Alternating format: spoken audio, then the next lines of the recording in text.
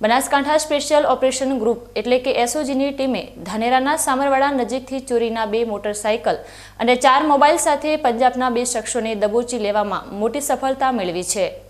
સરહદી જિલ્લામાં ગુનાખોરી ડામવા માટે સક્રિય થયેલી પોલીસે બાતમીને આધારે આ ઓપરેશન પાર પાડીને આંતરરાજ્ય કનેક્શન હોવાની આશંકા જગાડી છે।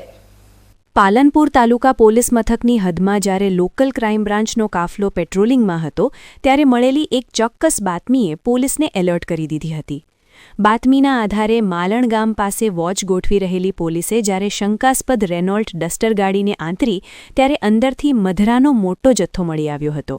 પોલીસે ગાડીની તલાશી લેતા તેમાંથી ભારતીય બનાવટના વિદેશી દારૂની કુલ 376 બોટલો મળી આવી હતી, જેની કિંમત આશરે 2.5 લાખ રૂપિયાથી વધુ આંકવામાં આવી છે।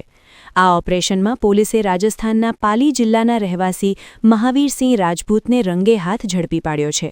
પોલીસે 4 લાખની કિંમતની લક્ઝરી ગાડી અને દારૂ મળીને કુલ 6,54,000થી વધુનો મુદ્દામાલ જપ્ત કર્યો છે।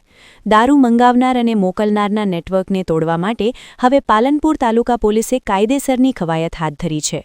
બનાસકાંઠા લોકલ ક્રાઇમ બ્રાન્ચની આ કામગીરીથી સરહદી વિસ્તારમાં દારૂની હેરાફેરી કરતા તત્વોમાં ફફડાટ વ્યાપી ગયો છે। પકડાયેલા આરોપીની પૂછપરછમાં અન્ય કેટલા મોટા માથાઓના નામ ખુલશે તે જોવું હવે મહત્વનું બની રહેશે।